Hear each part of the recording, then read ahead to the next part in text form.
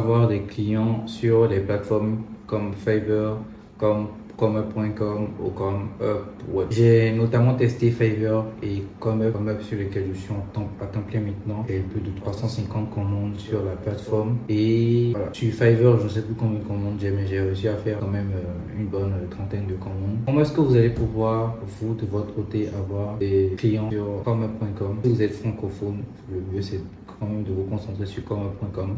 Si vous ne me connaissez pas, je partage des astuces pour freelance et notamment à l'avenir, je vais partager des astuces pour avoir des clients sur les plateformes de freelance notamment parce que je trouve que c'est vraiment une révolution et c'est vraiment très sous-estimé en Afrique alors que c'est quand même quelque chose d'incroyable. Vous êtes là, vous êtes inscrit et vous attendez que les clients viennent. Et les clients viennent, vous faites vos missions, vous n'avez plus la paperasse, toute la folie d'aller chercher des clients. Et on doit bien avouer que c'est très chiant quand on est freelance et qu'on veut juste en fait faire ce qu'on a à faire. Mais bon. Avant d'aller dans le vif du sujet, je vais vous expliquer mon histoire vraiment vite fait.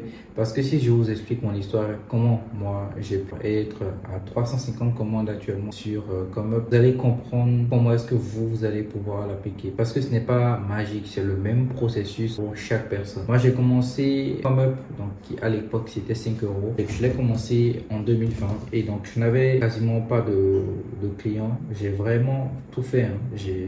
J'ai fait de belles miniatures.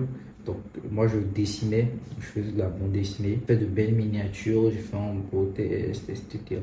Même si mon test, je l'ai quand même amélioré au fur et à mesure, je pense qu'il était quand même bon. Donc, ça, c'était en 2020.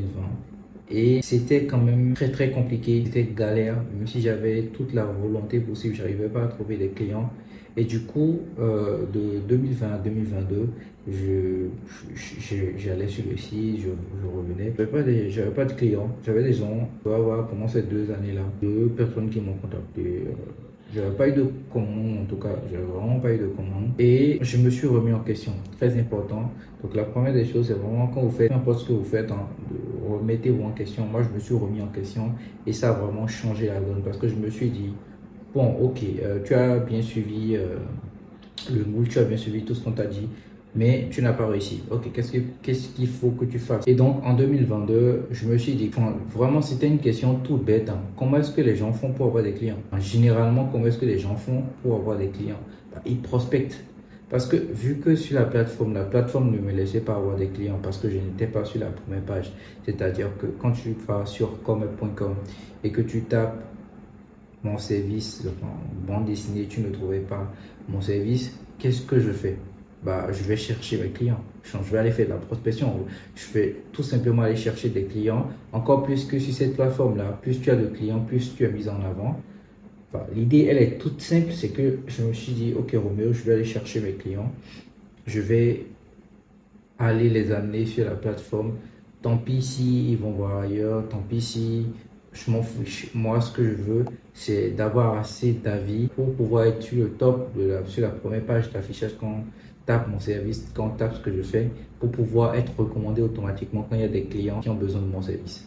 Aussi simple que ça, c'est vraiment tout ce que moi je voulais. Et donc, je me suis lancé. Je ne savais même pas dans quoi je me lançais. Je prospectais entre 50 et 100 personnes. Et franchement, ça me faisait 500 personnes en 5 jours. Et dans les 500 personnes, j'avais 2 réponses. Je faisais mal, mais je misais plus sur la quantité que sur la qualité de mes messages. D'accord? J'allais sur Twitter, j'allais sur LinkedIn, j'allais sur Google, j'allais sur Quora, j'allais sur Facebook. Je prospectais partout, j'allais chercher tous ceux qui avaient besoin de bande dessinée, ceux qui auraient même besoin de bande dessinée, peut-être les gens. Je m'étais dit quoi? Comme je faisais de la bande dessinée, je m'étais dit, ok, si les gens n'ont pas besoin de bande dessinée, je vais leur donner envie d'utiliser de la bande dessinée pour faire du marketing, donc utiliser de la bande dessinée pour faire de la publicité, etc. Bon, je vous dépeins les détails.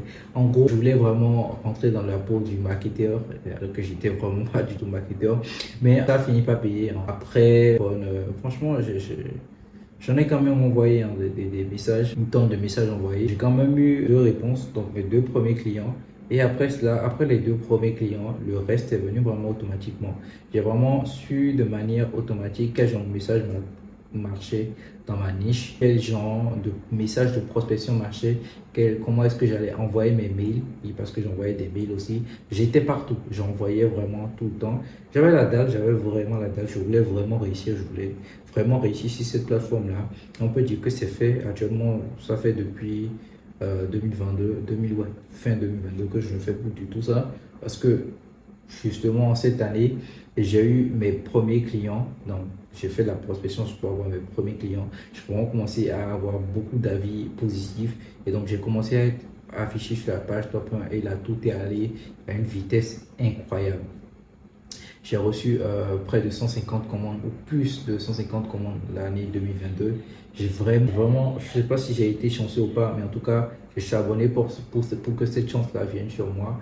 Et je pense que si vous êtes sur cette plateforme-là, donc notamment comme pour Fiverr, et que vous n'arrivez pas, c'était le même processus pour Fiverr. Fiverr, j'ai juste eu à trouver 2 premiers clients, donc notamment sur Twitter que j'ai redirigé vers Fiverr, et tout est enchaîné de la même manière que sur Comeup. Et en fait, c'est le conseil que j'ai pour vous, c'est vraiment de miser sur la quantité que sur la qualité et aller faire de la prospection. C'est pas parce que vous êtes sur ces plateformes-là qui vont vous apporter des clients que vous êtes mis dessus. Non, il faut faire de la prospection, il faut bien faire la prospection et c'est vraiment ça qui va vous démarquer parce que ceux qui sont là depuis longtemps, ils ont déjà des avis clients et donc les clients les choisiront toujours. Donc vous devez tout faire, vraiment tout faire de votre possible pour avoir des avis clients afin d'avoir de social proof sur ces plateformes-là pour que les gens puissent vous faire confiance et pour que vous puissiez être contacté de manière automatique, de manière organique. Donc voilà. Je pense que à travers mon histoire, vous voyez un peu comment vous pourrez vous calquer la vôtre là-dessus pour essayer d'avoir des clients sur cette plateforme-là. Donc, première des choses, quantité est supérieure à la qualité, donc envoyez plein de messages. Deuxième des choses, faites tout pour bien faire votre service afin d'avoir des retours positifs. Informez-vous. Généralement, Fiverr fait des lives. Fiverr, ils ont un compte YouTube où ils font des lives. Ils expliquent beaucoup de choses, comme eux aussi. Ils font beaucoup de lives, ils font beaucoup de vidéos où ils expliquent comment est-ce qu'il faut réussir sur cette plateforme-là. Il faut vraiment toutes les suivre et ça, c'est vraiment très important. Et je pense qu'avec tout cela, vous avez des clés en main pour réussir sur cette plateforme-là. J'espère que cette vidéo vous aura plu. On se retrouve pour la prochaine vidéo. Ciao.